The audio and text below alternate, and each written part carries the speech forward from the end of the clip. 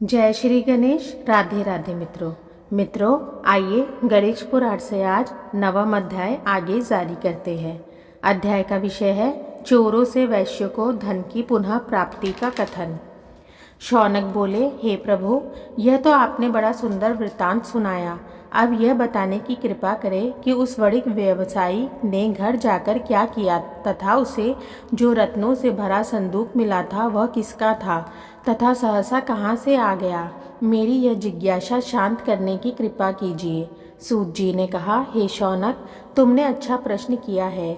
उन धनिक को जो रत्नादि धनों से भरा हुआ संदूक मिला था वह भगवान विघ्नराज की कृपा ही थी।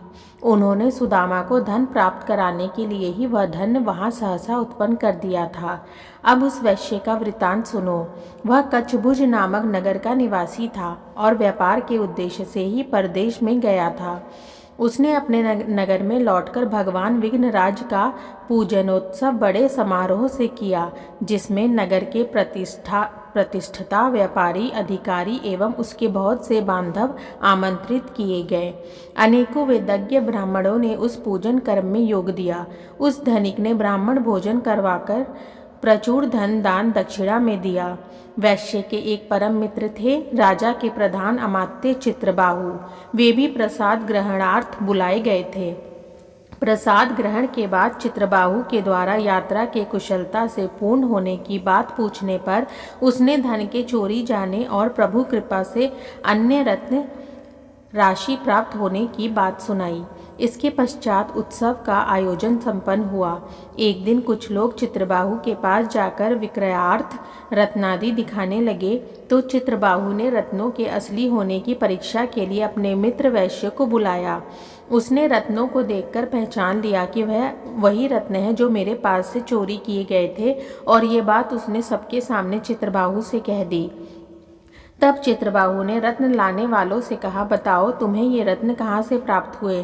पहले तो उन्होंने कुछ उल्टी सीधी बातें बताई, किंतु जब उन्होंने चित्रबाहु के आदेश पर अपने को राजसैनिकों से घिरे पाया तो रोते हुए बोले, प्रधान जी, हमारा अपराध क्षमा कर दे, तो हम भी अब सब बात बताते हैं। चित्रबाहु ने कहा कि सत्य कहोगे तो क्षमा कर दिए जाओगे। तब उन्होंने स्वीकार किया कि मार्ग में उस वैश्य से ही यह धन चुराया था। इसके पश्चात उन्होंने वह धन वैश्य को लौटा दिया। चित्रबाहु ने उन चोरों से कहा, देखो, यह भगवान गणेश्वर का ही प्रभाव है जो तुम लोग धन लेकर यहाँ खींचे चले आए हो।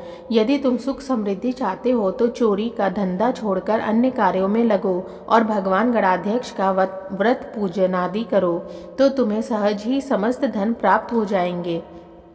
यह सुनकर चोरों ने भविष्य में चोरी न करने की प्रतिज्ञा की और संकल्प किया कि हम उन्हीं विनायक की आराधना करते हुए धर्मपूर्वक जीवन यापन करेंगे। इस प्रकार वे चोर सदाचारी बनकर भगवान गणेश्वर की आराधना करने लगे, जिससे उन्हें सर्व सुखों की प्राप्ति हुई। वह वैश्य भी चोरी का धन वापस लौट आने पर अत्यंत प्रसन्न हुआ और गणेश्वर की पूजा करने लगा। मित्रों, इस प्रकार गणेश पुराण से नवम अध्याय यहीं पर रोकते हैं।